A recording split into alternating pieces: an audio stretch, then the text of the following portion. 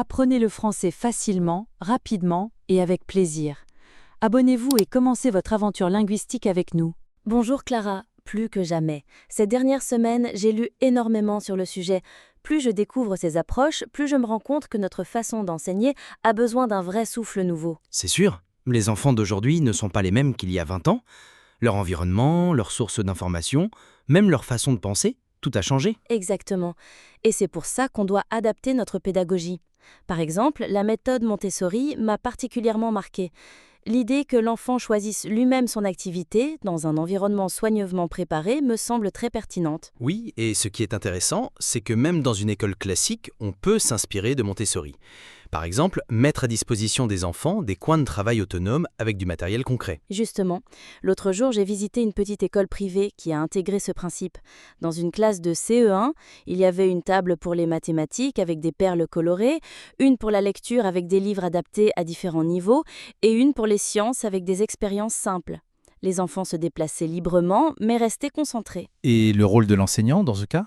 Il ne donne pas de leçons magistrales comme on le ferait traditionnellement. Il circule, observe et intervient seulement si l'enfant en a besoin. C'est presque comme un coach ou un guide. Ça change complètement la dynamique de la classe. Mais est-ce que ça marche pour tous les enfants? Pas forcément à 100%, mais les études montrent que ça développe l'autonomie, la confiance en soi et le sens de l'initiative. Et puis, il y a la pédagogie Freinet, que je trouve tout aussi passionnante. Ah oui, celle qui mise sur la coopération et l'expression libre? Exactement.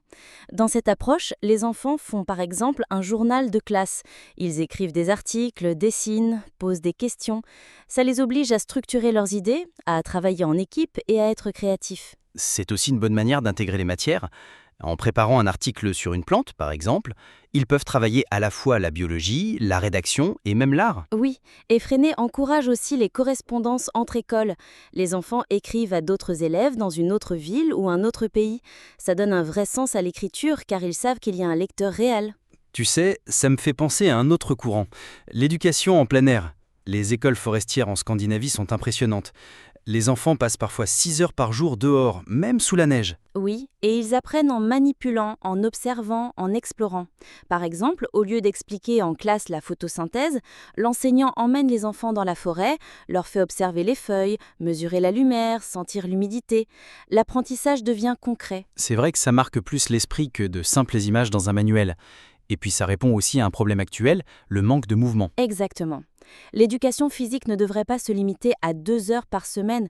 Les enfants ont besoin de bouger, grimper, courir pour développer leur motricité et leur santé mentale. Mais dans des pays comme le nôtre, avec de grandes classes et peu d'espaces verts, ce n'est pas évident. C'est vrai, mais même dans une cour d'école, on peut créer des activités en plein air, des potagers pédagogiques ou des ateliers d'observation. L'important, c'est d'ouvrir la classe au monde réel. Et le numérique dans tout ça, on ne peut pas l'ignorer. Non, bien sûr. Les tablettes et les applications éducatives peuvent être très utiles, surtout pour les enfants qui apprennent mieux de manière visuelle et interactive. Mais il faut fixer des limites claires, sinon on risque de tomber dans la surconsommation d'écran. C'est sûr.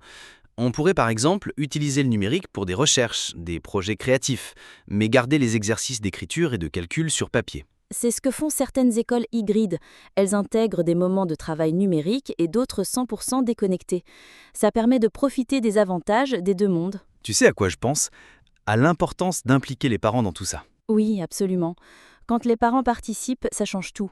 Par exemple, organiser un atelier cuisine parents-enfants pour apprendre les mesures et les fractions, ou un projet bricolage pour travailler la géométrie, c'est ludique et efficace. Et ça montre aussi à l'enfant que l'apprentissage est partout, pas seulement à l'école. Exactement.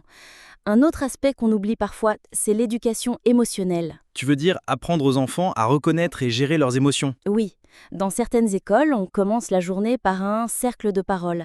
Chaque enfant dit comment il se sent, ce qui permet de libérer les tensions et de créer un climat bienveillant. C'est tellement important, parce qu'un enfant stressé ou triste apprend moins bien. C'est ça, et ça rejoint aussi les approches basées sur la pleine conscience, où on apprend aux enfants à respirer, à se concentrer sur l'instant présent. Finalement, tout ça me fait penser qu'il n'y a pas une méthode miracle, mais une combinaison à créer selon le contexte et les enfants. Je suis d'accord. L'idéal, c'est d'avoir un coffre à outils pédagogique et de piocher dedans en fonction des besoins. Tu sais, ça me fait envie d'organiser une journée d'expérimentation dans notre école. Une classe en plein air le matin, un atelier Montessori l'après-midi et un cercle de parole pour conclure. Ce serait fantastique.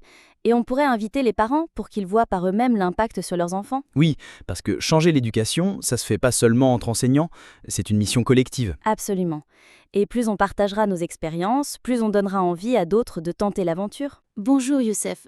J'ai entendu dire que tu as assisté à une conférence sur les nouvelles méthodes éducatives. Ça m'intéresse beaucoup. Bonjour Claire. Oui, c'était passionnant. Le thème principal était comment stimuler la curiosité naturelle des enfants en intégrant davantage de projets pratiques et d'expériences réelles dans les cours. Ah, ça sonne bien. Mais comment faire ça concrètement? On a un programme officiel à suivre et parfois on manque de temps. Justement, l'idée, c'est d'intégrer l'apprentissage dans des situations concrètes sans abandonner le programme. Par exemple, au lieu de faire une leçon purement théorique sur les fractions, on peut demander aux enfants de préparer une recette de cuisine en groupe. J'aime beaucoup. Les enfants adorent cuisiner et ils apprennent sans même s'en rendre compte. Mais tu crois que ça marche pour toutes les matières? Presque toutes. Pour les sciences, on peut organiser de petites expériences. Par exemple, créer un mini-jardin dans la cour de l'école pour expliquer la photosynthèse. Oui. Et ça leur donne aussi un sentiment de responsabilité. Ils s'occupent de quelque chose de vivant. Mais que penses-tu des outils numériques? On parle beaucoup de tablettes et d'applications éducatives. Elles peuvent être utiles, mais seulement si elles servent un objectif clair. Je préfère les utiliser pour compléter un projet réel, pas pour remplacer toute l'activité. Par exemple, filmer le processus de création d'un objet pour ensuite faire un montage vidéo en classe. J'avoue que ça motive les enfants. Et pour les langues étrangères, tu as une idée? Oui, on peut organiser des échanges vidéo avec une classe d'un autre pays. Les enfants apprennent le vocabulaire tout en découvrant une autre culture. C'est vrai. Et c'est aussi une ouverture d'esprit. Mais j'imagine que ça demande beaucoup de préparation. Oui, mais le résultat vaut l'effort. Et puis, on peut commencer petit, juste une correspondance écrite par exemple. Tu sais, ce qui me plaît dans ton approche, c'est que l'enfant devient acteur de son apprentissage. Exactement. Et ça change tout. L'enseignant devient un guide, pas seulement un transmetteur de connaissances. On pourrait tester certaines de tes idées cette année. Peut-être commencer par un projet de classe qui dure tout un trimestre. Très bonne idée.